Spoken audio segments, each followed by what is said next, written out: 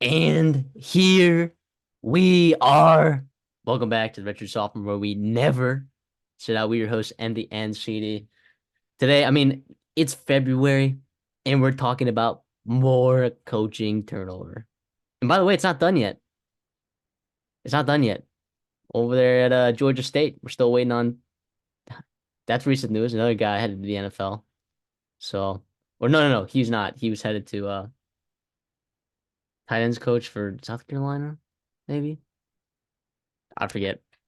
Anyways, what are we talking about today? We got five guys. We're talking head coaches, but we're also going to talk about a couple coordinators in recent headlines that kind of making splashy news right now. Kind of splashy news. And we're going to give you our thoughts, our analysis, our grades. As always, take them seriously if you want to. But you do need to take seriously is that like button, right? If you like the content, like the video. It's that simple. Make sure you guys are subscribed as well if you want to hear more of this content. And we're going to take you seriously if you're a subscriber, because we know you're serious about us. Sadie, what's going on? Nothing much. Excited. Should I say? I'll be honest. I'm surprised to still be here in February, mid-February, doing coaching hires. But hey, it's college football in 2024. You never know. The off season is fantastic. We're gonna be here all off season. So, like Matthew said, like and subscribe because we got you covered. There's a lot going on, and we love to do this.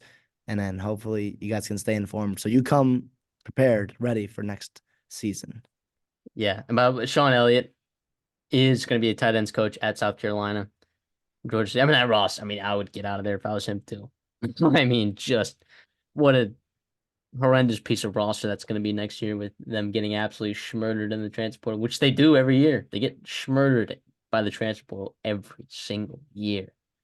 But Um, yeah, but they're right in Atlanta there. They'll be okay. I'm not too worried. The Sun Belt's yeah, getting better. yeah. I'm pretty sure South Carolina is also Sean Elliott's alma mater.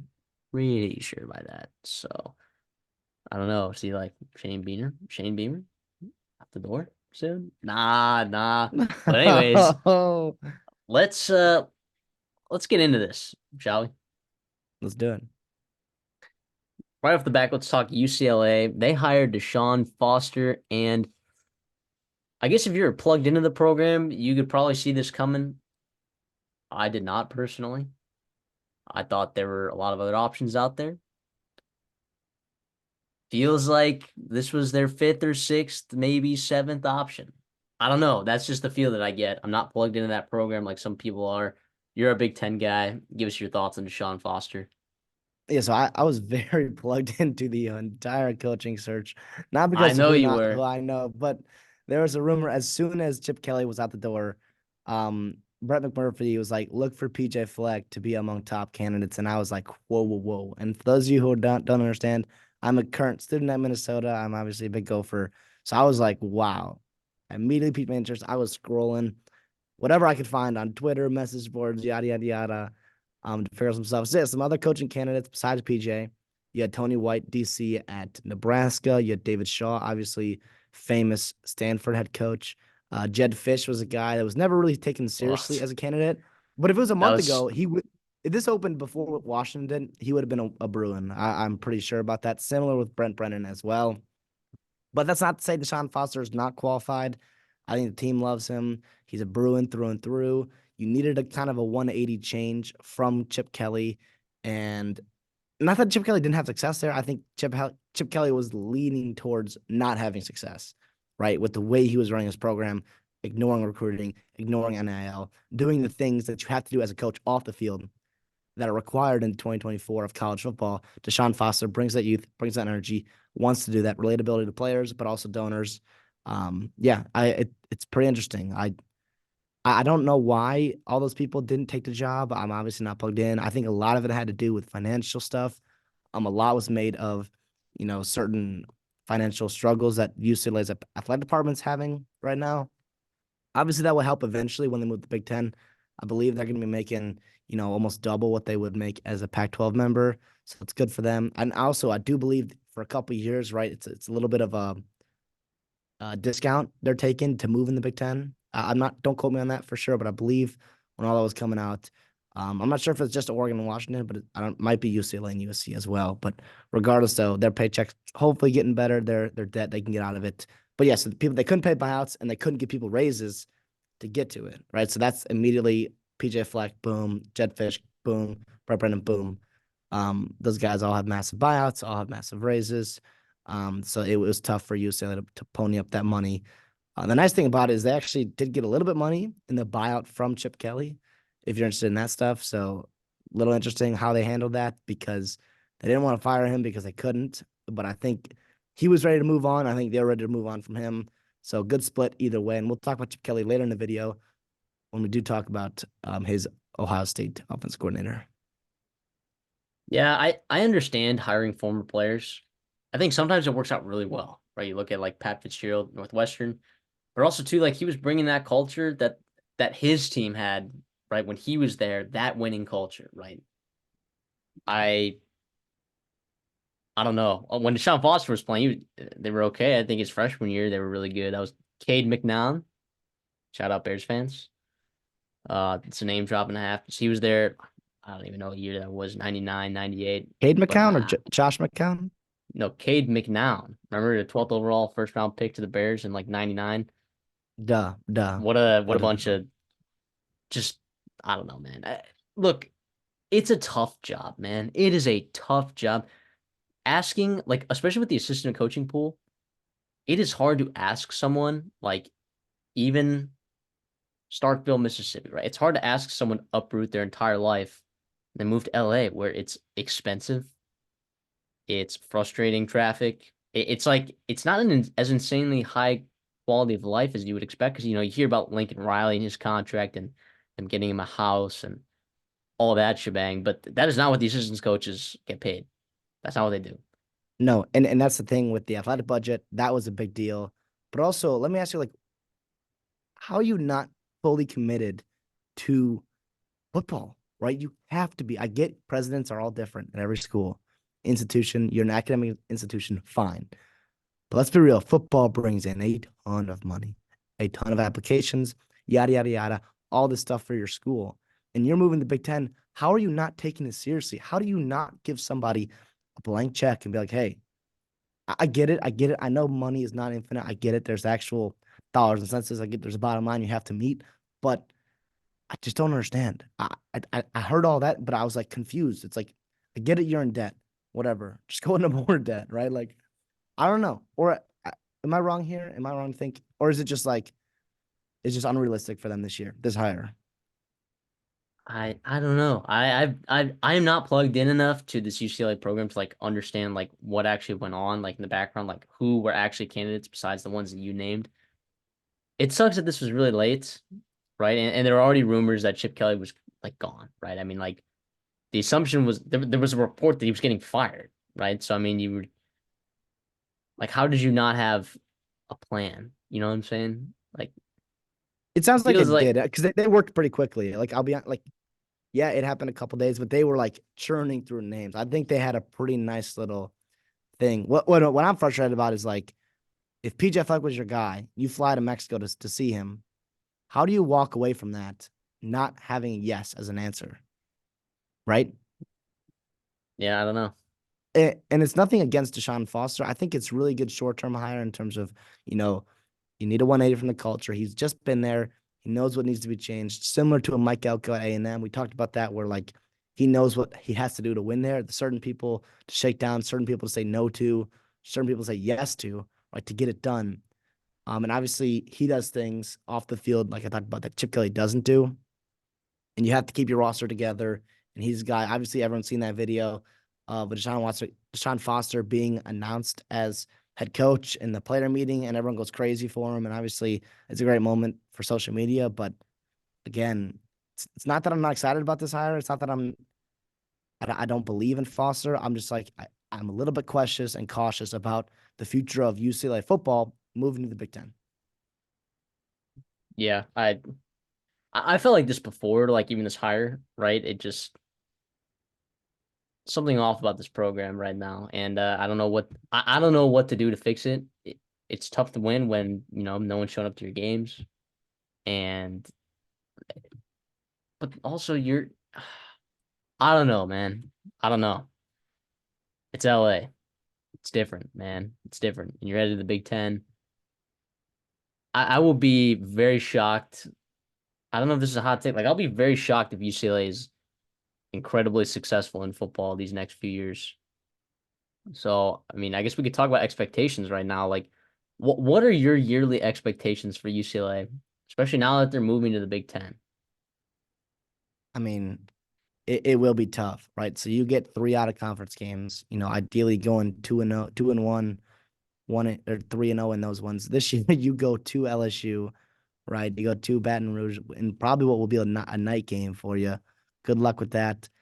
It's tough. In year one, you get LSU, you get Oregon, you get Penn State, you get Iowa, you get at Washington, play USC, at Nebraska, who's improving under year two.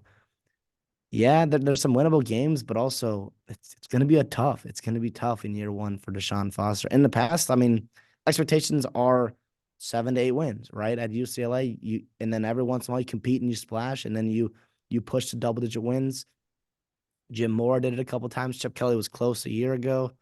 Um, yeah, I think that's what it has to be. But yeah, it's very hard to understand what it's going to look like in the new Big Ten, right? And how scheduling works in the out of conference as opposed to what it did before all the conference expansions. So we'll see. But yes, I guess your expectation now you probably dock them a win and a half. So maybe you're at 6 to 7 wins. Make a bowl game just about every year. Ideally, I mean, if you're UCLA and you're in LA, right, in the era of all your alumni and your NIL and all that good stuff, LA should be a bonus for you, right? LA should not be a hindrance. I get that about the assistant coaches. Fine. Pay them enough money to where they can live in downtown. Pay them enough money where they can live where they want to, right? They don't have to commute 2 hours a day just to find a affordable place of living, right? Or you have all that talent there. You have all the opportunity for NIL, right? The Rose Bowl is an iconic place. It shouldn't be hard to recruit to UCLA, and yet it has been, or at least under Chip Kelly. I mean, he was in the 30s and 60s sometimes, like 89 this year. I get that it's a weird year, obviously coaching transition, but before him, you were in the teens, right? Every year, and that's what it has to get back to if you want to be, a legit player in the new Big Ten, because we're going down tiers in the Big Ten. Expectations for all these programs moving forward. UCLA should attach their hip to the Washingtons, to the Wisconsins of the world in the Big Ten, and be like, and even try to get to Penn State right there and be like, we have to be committed to football to compete. And like there's a real possibility that UCLA as a program can be in the college football playoffs. Like they are good enough to do that, right? They have the program. All the right things are there, right? You have to be able to push the right buttons. I get that. It's not there right now. What it has to be is not all aligned, but if you get them aligned, the potential is there for UCLA football. But as of right now, I mean, with everything going on, I see 6 to 7 wins in the immediate future. Yeah, I mean, like Chip Kelly is an exceptional coach, right? Like a scheme down by down coach. He's a very good one. I don't know what Deshaun Foster is going to bring to the table in that regard. I do know, like you mentioned, Chip Kelly, not a good recruiter. And you would expect them to get to back to some kind of, not premier level, but an acceptable level, right? And you know what? Maybe that helps give UCLA the jolt that it needs to actually succeed as a program. But my expectations for this team, I don't know. Like I think the expectations for fans and the ADs is 7, 8 wins. But you know what? I, we talk about our grades, right? An A, you exceeding expectations. A B, you're meeting expectations. A C, you are not meeting expectations. I don't know. It could be just because of the transition as well and the state of the roster as it is right now, which is okay. Also losing a lot. I give it a C, like a flat C. I don't love this hire at all. I'm not sure it'll work out. A low. I normally really like when former players, former alumni. We just looked at Jeff Brom, right? I mean, like their head coach leaves to go get another job somewhere else because he was probably knocking on the door, or the ADs were knocking on the door, kind of like trying to get him out of there. It could work out like that. But also Jeff Brom, it's pretty early in that tenure, so we don't know what that's going to look like 3, 4 years down the road. But I trust Jeff Brom as a coach because he's done it before. I don't know. I don't know what to think about Deshaun Foster. He could turn out great, but I will. I'll give it a C. Yeah, I guess if you're looking at the 80 expectations, right, 7, 8 wins, I would go C plus as well. My expectations as a 6 to 7 wins, I'm gonna go B minus because that should be attainable, right? I get it. Your schedule's a little bit tough this year, right? It'll be a big shock. You're bringing a new culture. You got to phase in a bunch of new stuff. But hey, like Deshaun Foster, he should be hitting the ground running here, and I know he will. But it's all about results. So we'll see. I do think they should be making bowl games every damn year. And if you are, I mean, I don't know if that'll keep your job going 6-6, but it's going to be good enough for a while, and then you can get your recruiting classes in and really take off from there. I think it's interesting.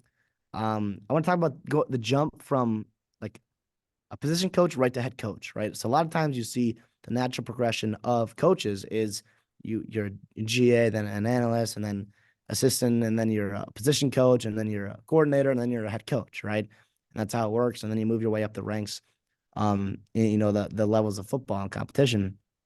So he went from a running back coach at UCLA for a long time, right? And then he was the Raiders RB coach, just hired away this offseason for a couple months, and then he's back as a head coach. Still no coordinator experience.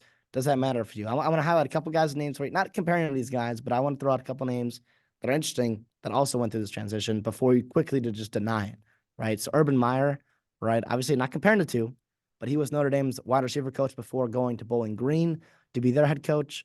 Jim Harbaugh, right, was the Oakland Raiders QB coach. Went to San Diego to be their head coach. Dabo Sweeney was the Clemson wide receiver coach, was elevated to interim head coach right in the middle of the year, and then obviously full-time head coach. He's taking off and running from there. Obviously, not comparing him to these three greats, legends in college football. All of them have national championships. Most of them have two of them, right, or multiple. Does that worry you? Right? He's a younger guy. UCLA has a lot of problems right now. It's a lot of responsibility.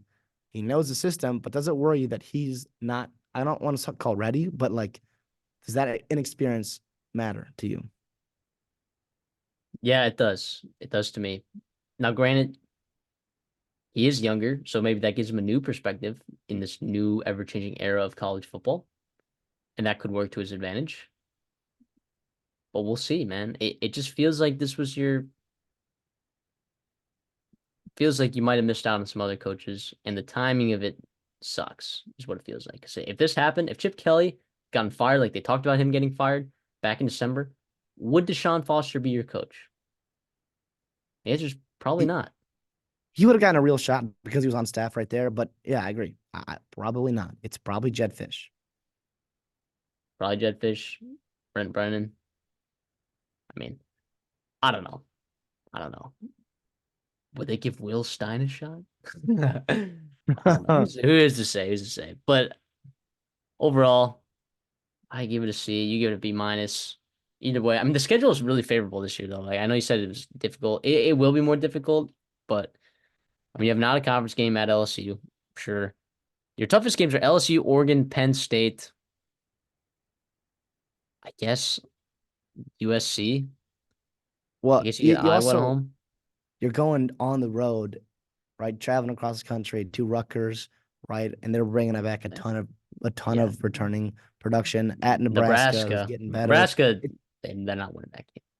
Not To in me, one it's more game. about just the grind that is going to be their travel schedule, right? And obviously they're also on the road in Hawaii, which I know is not a big deal going to Hawaii, but that takes a toll on you. I get it. You have a week off the week after, but it's interesting. To me, it's all super, super interesting. And we'll see how it plays out. We've never really gone through anything like this. So year one will be a learning curve for all of us, but it's also gonna be a learning curve for his coaching staff to be like, how do we have to rest players throughout the week? How does the travel schedule work? Doing all these things, yada yada yada, managing classes, all that good stuff. So yeah, I mean, yes, they get a nice little middle, but it's a lot of losable games, right? A lot of losable games in there. And to be honest, with the way the program is right now, I don't think that like what their worst team last year that they played was probably Minnesota and Indiana, but Yeah, I mean, maybe you're probably favored in both those games. You're definitely favored in both those games, but I don't think it's a layup.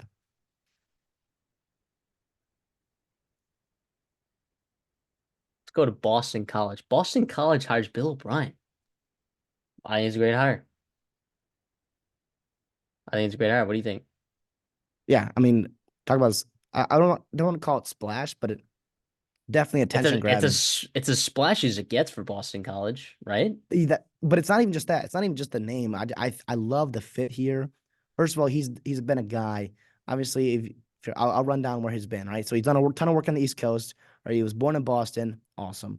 Right, went to Brown. Awesome. Spent a decade in the ACC at Georgia Tech, Maryland, other places. Awesome. Obviously famous for rebuilding Penn State right after the whole, scandal they went on back in the early 2010s. And just in 2 years, he was really making them into a pretty viable program with all their sanctions. And everyone's super impressed with them. Boom, boom, boom, knock on the door. It's the NFL calling. It was Houston, and he was a great head coach for Houston, right? And they won some games, went the playoff games multiple times. Then it was the GM and head coach, and that did not work for him at all. And it came crashing down. He became, the meme and the everything else there in the NFL. And obviously headed back to Bama, where he had Bryce Young and won the Heisman with him. And a lot of Bama fans were kind of iffy on him. Went back to the NFL, was with the Patriots, and that was a dud, but that wasn't necessarily his fault. Went to Ohio State for a couple weeks, was their OC, and now boom, Boston College comes knocking on your door, and he's back with Boston back in Boston for Boston College. This is awesome. And to me, I love that because you've seen him build programs, right? And you see him done more with less, which Boston College has to do. And obviously his name, not only does he have a lot of coaching connections, but he has recruiting connections all throughout the East Coast. The donors get excited about it. This is awesome. This is awesome. To replace a guy late in the cycle. We talked about this with Arizona, right? Where it was like, okay, you lose your coach late. You thought you survived, the coaching carousel. And then Jeff Hafley, whether you like it or not, he left, right? And they're like, okay, who's left? Most people by this time have already gotten raises or extensions or their buyouts have gotten bigger. And you find a guy, Bill O'Brien, with no buyout and, back in the college game. This is awesome. This is, I mean, it kind of fell into lap with them. And he was a guy that was spit out right away. Him and I believe Al Washington, who's a Notre Dame D-line coach, former Boston College defensive lineman back in the day in his playing career. Those two spit it right away, and Bill O'Brien gets the job. What do you think? I think he's a great hire. Look, it might not turn up year one. I know they're retaining like quite a bit of talent actually on this offense side of the football, but the schedule is kind of tough. When I look at the schedule, I'm looking at yikes. Out of conference, you have Missouri at Missouri, right? Michigan State, you get it home, which I mean, we'll see how they do. They'll be better with Jonathan Smith, hopefully. Hopefully, gosh, hopefully. Western Michigan at home. You get Helton coming in there. He can tear some stuff up a little bit. That's your out of conference. And then Duquesne, right? But your out of conference includes like two Power Five schools that you'll probably lose to, and then Western Kentucky, who's a little bit frisky, who you should beat, but Western Kentucky's a little frisky, right? And then like in conference, you get Florida State. You have to go Virginia and Virginia Tech. You have to go to Charlottesville, and you have to go to Blacksburg, right? And then you got to go to Dallas against SMU, and then the rest of your games are at home, right? But you're playing Louisville, Syracuse. That I say Florida State already. North Carolina, who I actually don't anticipate being all that great. Pittsburgh, get them at home. You could probably win that game, but Syracuse should be better. Louisville's pretty all right. SMU's pretty decent. Virginia Tech and Virginia are both on the road. I mean, like, man, if they made a bowl game this year, like, that would be wicked impressive, I think, for Bill O'Brien and a great start to his tenure. But fortunately, I do not think that will be the case. They kind of benefit from a nice schedule this year that led them to getting to play in a bowl game, which they lose that game? No, they won. They They won. won. Shout out, They no won. thanks to Tommy Castellanos, thought himself. Stud. Stud, stud, stud. Yeah, if I But want just going through his staff real quick, but he's kind of filling it out. He has most of it filled out, I believe. Maybe special teams coach. We don't know if he's retaining Matt Thurman at the time of recording here, but we'll see what he does there. He's bringing in Will Lawing, who was a tight ends coach at Patriots with him to be the offense coordinator. So obviously he'll have a big hand in the offense. No surprise there. Jonathan DiBiase, big part of QB coach, retaining a couple guys offensively. RB coach, wide receiver coach, Matt Applebaum, the O line coach.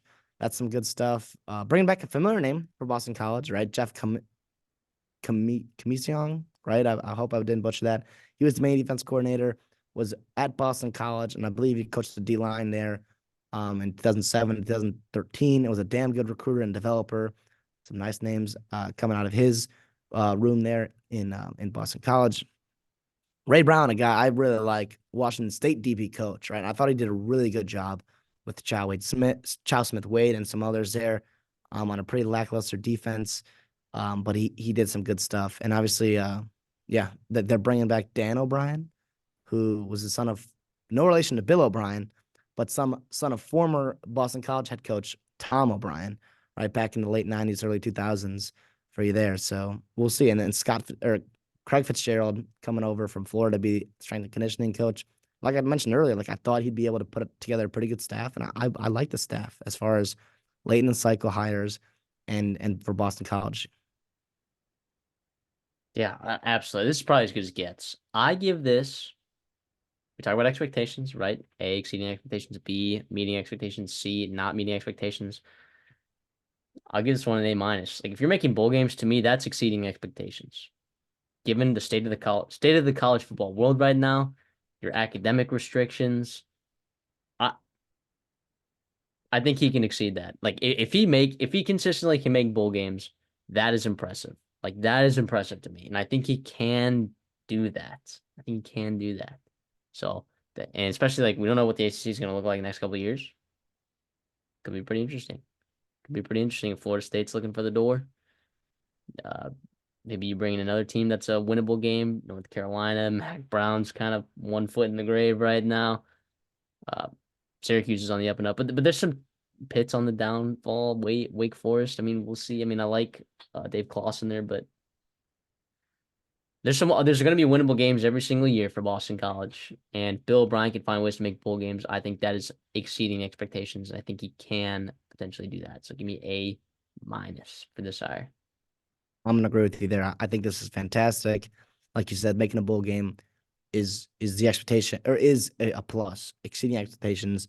That'd be awesome. Year one, we'll see if it happens because they have a pretty tough out of conference schedule and some of those favorable games you get in conference, they're on the road, which is tough.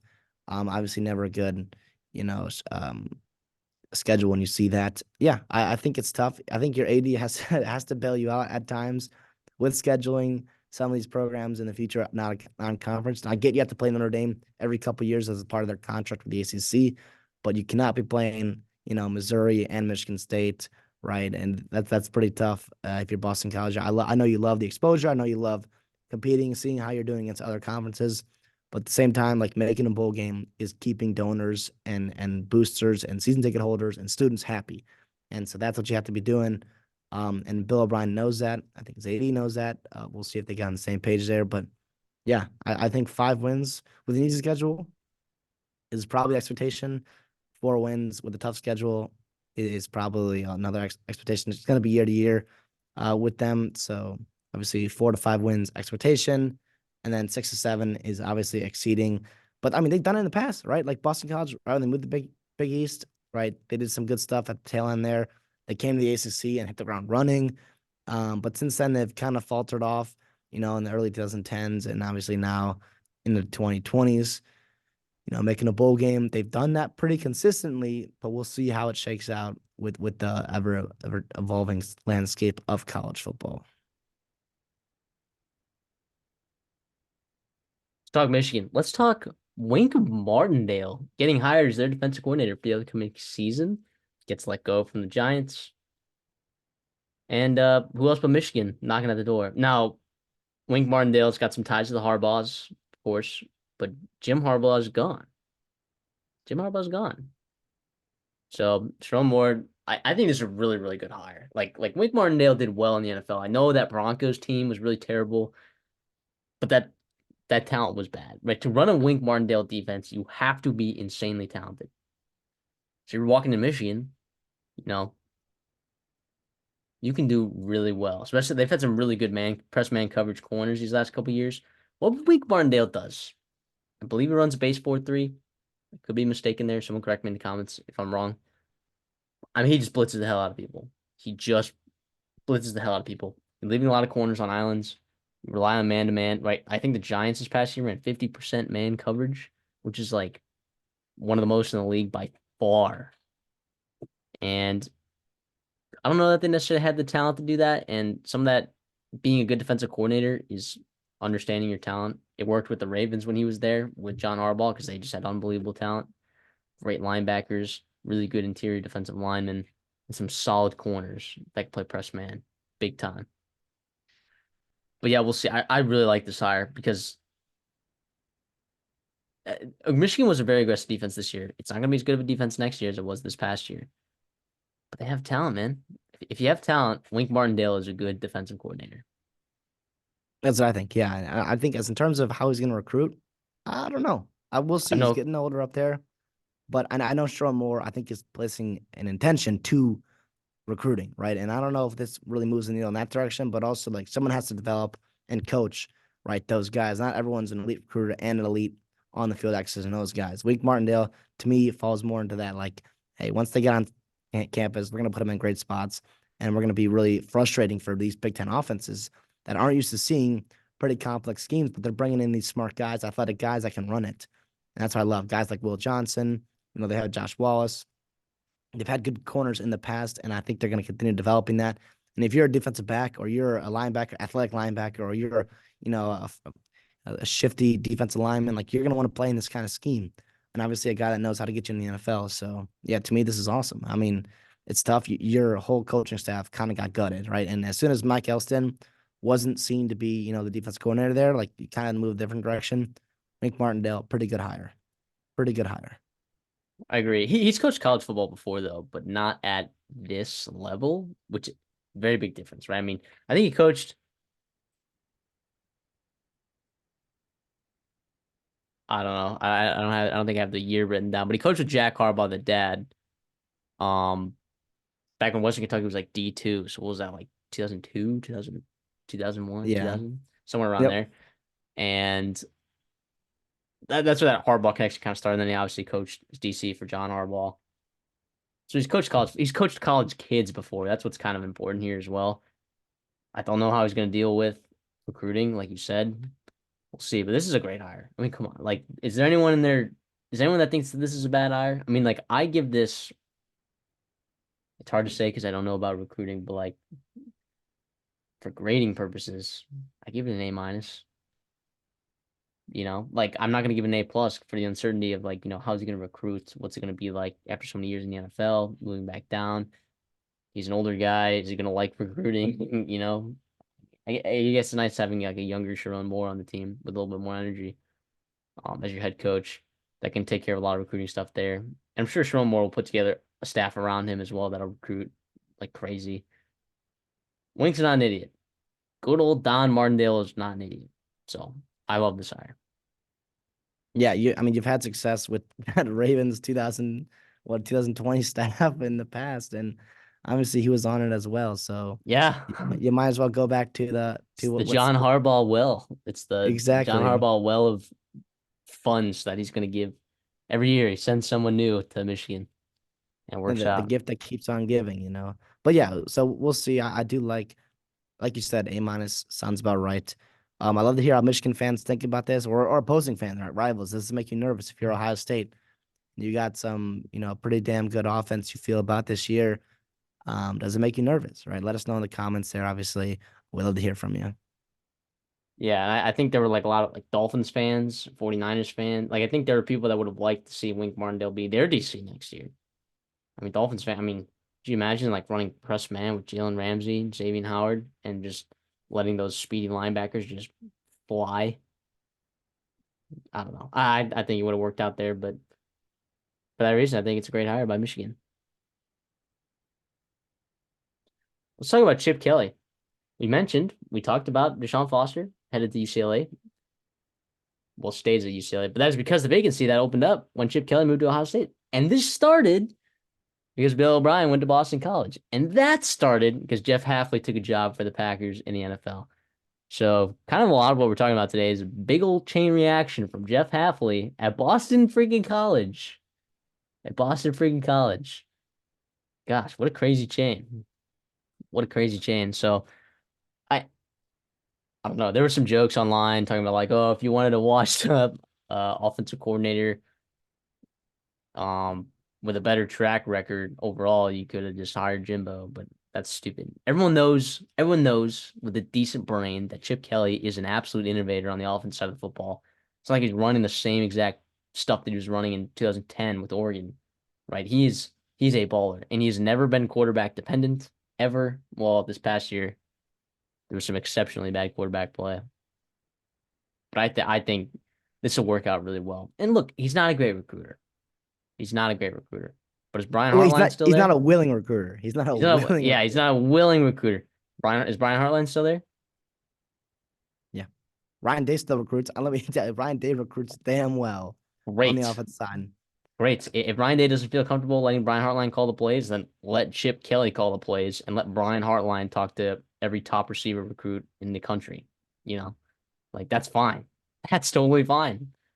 To properly grade this hire, you have to be able to separate like Chip Kelly, who you think of him as the UCLA head coach, and who you think of him as an offense coordinator, right? In this day in college football, where like yes, recruiting is important, obviously, but he's going to a program doesn't need another ace recruiter. It needs another ace, in the X's and O's. And Chip Kelly is that guy. I I love this. I mean, it's the rich get richer. It is crazy that he just fell. They fell ass backwards into him, right? They made a hire, Bill O'Brien, right? Obviously, you Which mentioned that not that a chain ton of reaction earlier. a lot of people love that. I mean, I thought it was No, okay, but I did feel like, like how's the relationship right there with Brian Hartline gonna respond to that, But like, gosh, if it works out with Chip Kelly, it's gonna be awesome. yeah, but yeah, exactly. And to go from UCLA, another rival, new rival in your conference, and to pluck their head coach. I know, I'm sure they were willing to let him out and you take his buyout and whatnot. But yeah, to me, this is awesome. I can't believe this for Ohio State. I love it for him. For Ryan Day, makes a ton of sense. They knew each other back in New Hampshire when Ryan Day was a player. Chip Kelly was the offensive coordinator. And he also another connection to the Ohio State staff is Justin Fry, the O line coach who coached with Chip Kelly at UCLA. So obviously the terminology there with the O line and the offense is going to be pretty similar. And with Ryan Day runs it and how Chip Kelly runs it and how Justin Fry does his blockings and all that stuff. And to me, Chip Kelly, the play caller and the offensive talent, like immediately elevates their running grade, rushing grade, whichever you want to bring it. Like you brought in two running backs this year, or you retained one running back, you brought another one, right? Chivon Henderson and Quinshon Judkins, and you bring in a quarterback that's 6'5", 240, and he's got wheels, right? And so you're looking to be a ground and pound team. Yes, you have wide receivers. Yes, you have some studs on the outside, but you're going to run the ball really well with Chip Kelly. Everywhere he's been, he's run the ball exceptionally well. There will be no surprise here. And obviously, to me, I think the only question mark I have about Ohio State is their O line, right? And that was the same thing this past year, right? Their O But line was a big question mark. you get everyone back though, right? I mean, it's like Yeah. so there's something to be said about continuity there and an Yes. extra year in a college weight room. Well, yeah, and most of those guys are pretty talented, so it's not like they're untalented players just not getting better at bumping their head against the ceiling. Those guys are pretty talented. So, like, I'm sure they'll get a little bit better. Don't know exactly, but I think his running schemes and all that other stuff, it elevates them in terms of it doesn't have to have an elite line to really run the ball well. And to me, this is awesome. This is fantastic. I don't know a single Ohio State coach that's like or a player, a fan, whatever, that's upset about this because he's an elite mind, right? And he's not, gunning for anyone's job. I don't think he's going anywhere soon, unless the NFL comes knocking. But we'll see. Yeah, do you think like a lot has been made about college coaches leaving, burnout, new rules, all that stuff, and they want some change. Chip Kelly, obviously, he's not going to the NFL, but he's taking a demotion, right, from a head coach to offensive coordinator because he doesn't want to deal with all the off the field stuff.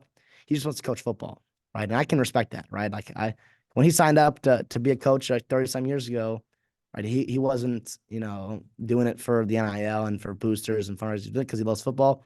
He loves developing, young men, right? So how do you feel about this in terms of like the future of college football? Does this worry you? All that. Chip Kelly's been vocal this offseason. If you remember that press conference, Yeah. after the bowl game, right?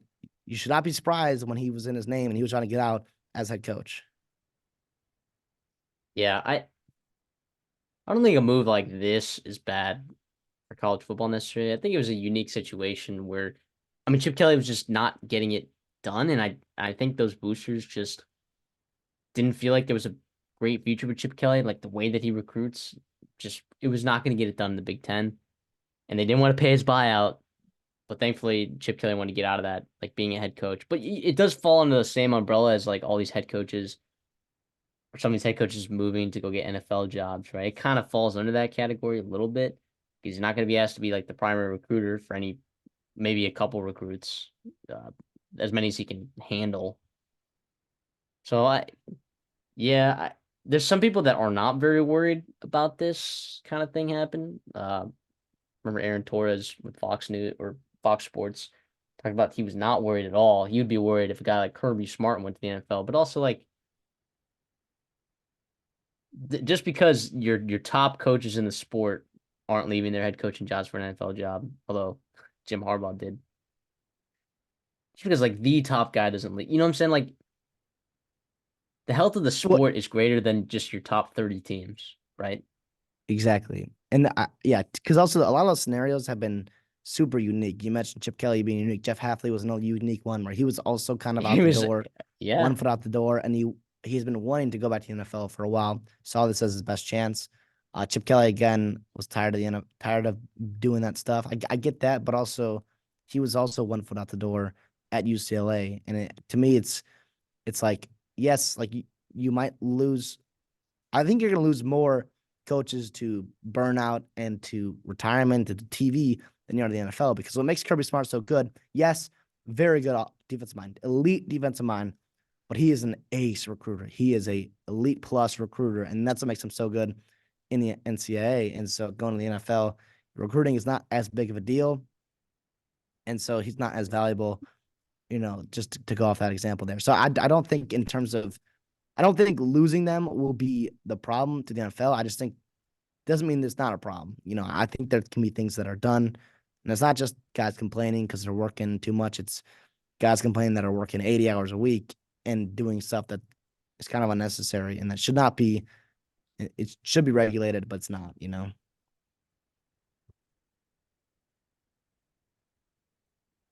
Oh wait, actually, we didn't give our grades for this, did we?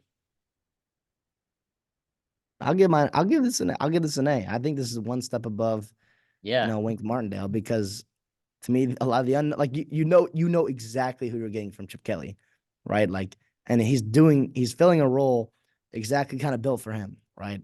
We talked about the whole video. It's like don't have to recruit, right? Not a ton of expectation for you to do that. He'll still have to work hard. He'll still do a lot of stuff, but he just gets to coach ball and develop an elite scheme with elite players, working with one of his best friends in Ryan Day. Yeah, this is awesome all around. Yeah, I'm right there with you. I'll give it an A. I mean, just purely based on if it fits the way it should or it can, and that relationship works there with Brian Hartline, this is absolutely dynamite. Could be dynamite.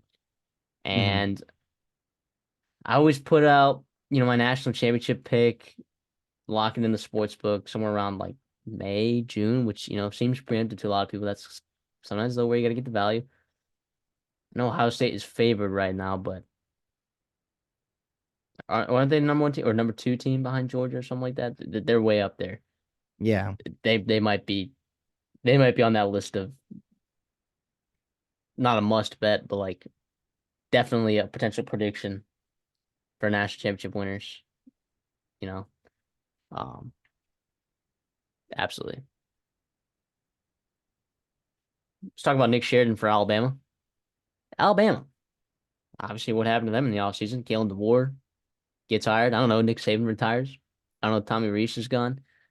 So you got to bring an offensive coordinator. Ryan Grubb goes to Seattle, and not Washington. Seattle Seahawks, right?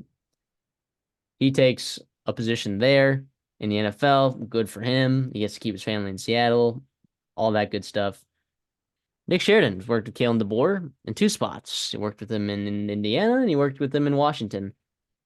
And Indiana fans definitely remember Nick Sheridan. Indiana fans definitely do. You know why? 2020, you had the year with Michael Penix. You're 6-2. You're one of the best offenses in the Big Ten. Michael Penix was like a superstar. The following year, granted, Michael Penix got hurt. But man, that was a historically bad offense. It was terrible. It was so bad that, by the way, Indiana, after going 6-2 and having a chance to compete potentially for a Big Ten title spot, which I don't know when they've ever done that. And they made it to a bowl game, which they've only done like 3 times in the last 30 years. The year after was so bad, they fired Nick Sheridan. It was so bad. Yeah, a lot of that had to do with Michael Penix. Michael Penix, first 5 games, he had 4 touchdowns, 7 interceptions. The rumors that he was playing injured and whatnot, but I mean, I don't know that Nick Sheridan's a great recruiter. Don't I? The best recruit that he ever got in was Donovan McCulley, which Indiana fans know that name. But it's funny Hey, because they didn't recruit him as a wide receiver; they recruited him as a quarterback. And that season, that's 121 season, he was. I mean, yeah, he was a freshman, but he was 6'5", 200 with the tools. Just never happened. So I guess Indiana fans like to blame Nick Sheridan for his lack of development. But then he converted to wide receiver, and he's actually pretty good. He was their highest graded offensive player on BFF. So maybe it'll work out for Donovan McCulley. Who knows? But man, I mean, this feels odd. And the thing is, like, you had mentioned this the other day to me, like, the expectation, I think, from, you know, uh, the athletic department there and the agreement between Caleb DeBoer is like, all right, we get Grubb. And in that interview, I'm sure it's like, all right, what if Grubb doesn't come? What if he gets the Washington job, right? And I'm sure that there was a plan, right? And this happened pretty quickly after the whole Grubb news. I just find it very odd that they hired Nick Sheridan to be the offensive coordinator. I find it very odd. And the one thing that like you could say in that 2021 season is that like there were so many different quarterbacks that were playing, and there was just never any adjustments or you didn't tailor anything to the skill sets of the quarterbacks that you had in that room. It just felt like they were running the same stuff over and over again. And that is a huge reason why he got fired. There's a huge reason. Aside from not being able to run the ball, do anything on offense, right? And when you're in Alabama's quarterback room, if you look there, there's a lot of different quarterbacks with a lot of different skill sets. And what Tommy Rees did a really good job of is he realized that he needed to use the skill set of Jalen Monroe differently than he had been using it in the first half of the season. And he did it. And he did it. Right? So what happens if there's a quarterback change in Alabama, right? Or Austin Mack is Nick Sheridan's guy, right? And he goes with Austin Mack coming out there. What if Dylan Lonergan is the guy coming out there and he's got different skill sets from Jalen Monroe? What if Jalen Monroe's the guy? They all have different skill sets. If one goes down, like, is he going to be able to make the adjustments on the fly, the game plan adjustments, or is he just going to stick to his little play sheet and just roll with that? So I it's not time to panic as a Bama fan, obviously, because it is Kalen DeBoer and I trust him a ton. But those lack of offensive adjustments in the past have me worried just a little bit. for sure. And it's more about losing two elite guys, Ryan Grubb, right? Top 5 offensive coordinator in the country. Scott Huff, right? Top 5 line coach in the country. Those are two Yeah. massive losses going to the NFL, to the Seattle Seahawks. This is tough, right? You can do it. You got to do what you got to do with Nick Sheridan, promote from within, keep continuity there. And to be honest, I kind of have a feeling Jalen DeBoer will probably call plays or be very, very involved with that offense, which he Yeah. always was with Ryan Grubb. But it's more about keeping that continuity. Worked with him at Indiana and Washington, like you mentioned. So, yeah, I like this all around. Don't love it, but I also understand where he's coming from. And like you said, I trust Kalen DeBoer, right? What he does, what he thinks is best for the team. I I think he'll be fine there, and I'm sure he won't regret this. But yeah, you mentioned that with it's a very revolving, it's a very weird quarterback room there, right? So like that's why it does have me a little bit worried, and I would love a guy like Ryan Grubb to maximize whoever's playing quarterback out there because I know he can Nick Sheridan did that. I don't know exactly, but I do believe that Ryan Grubb could, which is that's where I think it's not more about hating on Nick Sheridan because I'm sure he's qualified. I know he's qualified, and I know Kalen DeBoer trusts him, so he's qualified. It's more about like what you lose in that replacement from Ryan Grubb and Scott Huff, and also Kalen DeBoer has a ton on his plate as it is. It sucks that he doesn't have two guys like Ryan Grubb and Scott Huff to take some of that load off of him. As being the first time, as head coach, first season at Alabama, a lot he has to deal with the next 6 months before he even plays a football game, right? So it's more about keeping that continuity, and obviously that's where it worries me a little bit, but also I understand it. They're ready for it. I think Scott Huff hurts maybe a little bit more than Ryan Grubb, more so because I don't know who they're hiring him, and that O line position is so hard to find a great coach and all that stuff. So, but we'll see. Yeah, Nick Sheridan, Alabama. Yeah, to say that I was shocked would be an understatement. I did not expect this at all. I did not expect this at all. Nick So Sheridan. I didn't. I guess I'm not plugged into the program enough. I guess this feels like a Kalen DeBoer move, to me at least, where it's like I'm gonna try. I'm gonna take a guy I know, right, and I'm just gonna plug him in because like he did that a lot with you saw Kane Womack, right? He did some other things where Gillespie and some guys keeping him on Well, staff, but he's just bringing back the whole 2019 Indiana staff, yeah, and that staff with with Bama which honestly roster, that was a good team. They had Peyton Ramsey and Michael Penix both humming a little bit.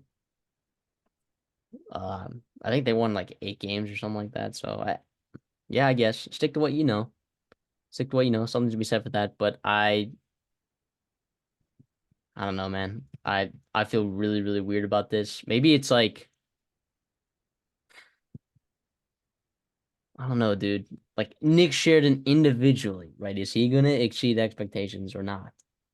I don't know what the expectations for him are this season. I really I don't have expectations yet for this team. I do not. you For the can't have future, an educated guess because the team will look so much different in you have 3 months. no clue. But what I do know, like, what are the expectations for Alabama's offense? I mean, it's high. What Jalen Monroe was what seventh in Heisman voting, fifth? Yeah, Like you've had Jalen Monroe, who was top 10 Heisman voting as a quarterback, Bryce Young, who won the Heisman. You had Mac Jones, you had Tua Tagovailoa, you had Jalen Hurts. I mean, you've just pumped out productive offenses after productive offenses after productive offenses with great offensive coordinators. Now we Bama fans will beg to defer on the Bill O'Brien thing, but dang it, it's Alabama's first quarterback to ever win Heisman. yeah, It and was also like freaking Bryce you think Young. he's a bad coach? Ryan Day wanted him too, right? It was Ryan Day's first choice at OC, so Yeah, so good there. Steve Sarkisian, good. You have Lane Kiffin was good there. I don't know, man. There are high expectations. Like those guys are all head coaches elsewhere right now. Every single one of them. Every single one of them. Is the expectation that Nick Sheridan exceeds the expectations at Alabama? Or sorry, is the expectation for Nick Sheridan that he does a fantastic job and gets a head coaching gig somewhere else? I don't know. I mean, I'm looking at past all-time top commits. I mean, I don't know that he has a giant recruiting history here, so we'll see where that ends up. And granted, he hasn't needed Kalen DeBoer hasn't needed to recruit at the level that Alabama recruits at his whole career, and he still wins. But I give this like a C plus, dude. I think there were I don't know. I trust Kalen DeBoer. I trust Kalen DeBoer. Is Nick basically the expectation for an Alabama offensive coordinator is to get a head coaching gig somewhere else? That's what it yeah, is. Is Nick Sheridan going to get a head coaching gig somewhere else at a Power Five school? I don't know that we'll he see. is. So I don't know. I'll say this does not meet expectations. I'll give it a C plus. The thing I do like about it though is he has experience calling plays, right, as offensive coordinator, and he has experience coaching quarterbacks, right. So that to me, you're not only just promoting your tight end coach, Yeah, you're and promoting a former offensive coordinator, his QB coach. I highest get rated it. quarterback that he coached is now playing wide receiver. I get that. I get that. But also, like, it was nice to have a guy on staff that he trusts and that has experience in that position. Recruiting, we will see. We'll see with that whole staff. I believe in DeBoer and that defense staff for sure. And I believe in, right, those guys. I'm sure DeBoer will be able to recruit offenses because, why would you not want to play in his offense? But we will see. Yeah. Yeah. I'll agree with you that this doesn't make me excited, but I do think it was a tough spot. And I don't know if he'll be there next year, but do know that, it sucks to lose Ryan Grubb and Scott Huff. So what grade did you get? We'll go B minus. Oh, no, no, no, no, no, no, no. I'm gonna go C plus. Expectation way too high to be able to come close to meeting that. That's what I'm saying. Like the expectation for an Alabama offense coordinator is to get a head coaching job at a Power Five school in the next couple of years. I Yeah. don't think that this happens with Nick Sheridan. But alas, I've been proven wrong many a times before. So I'd love to hear what you people in the comments think of Nick Sheridan, but I'm just laying it out for you how I see it, right? And what does my perspective mean for the program of Alabama? I don't know. I don't know. I'm not exactly a Nick Sheridan connoisseur per se, but man, I was shocked. I was shocked. And that'll do it for February coaching hires of recent video. Thank you guys for tuning in. We talked about those five coaches: Deshaun Foster, Chip Kelly, Wink Martindale, Nick Sheridan, and Bill O'Brien. If you have friends that are particularly interested in any of those five schools, you can send these videos their way. They will be cut up. But thank you guys so much. If you like the content, like the video as always, and be sure to subscribe for more content. If you're listening on Spotify, we love you too. Make sure you leave us a 5-star rating. Of course, if you like the content, right? And be sure to give us a follow as well. We're so close to 200 subscribers on YouTube, though. Like we are so close, so close. We were talking about setting goals, and that's certainly a goal. It's attainable soon, and it's a goal that we've had our eyes on for a while now. So thank you guys so much for helping us get that all done. CD, anything for the way out? No, like Matthew said, like and subscribe, comment if you're interested. Obviously, let us know what you're thinking, any thoughts you have on this offseason so far, or stuff you want us to cover. I mean, we got a lot to say, but also we understand there's a lot to talk about. So narrowing it down, you guys are always welcome to comment. Let us know what you want on our feedback. And it's a pretty exciting time for Boston College, UCLA. We'll see. But these coordinator hires, right, those are big time programs, right? You're looking at three of the top programs in the country right there. And big changes are happening to their coaching staff. Absolutely. And we'll see you guys in the next one.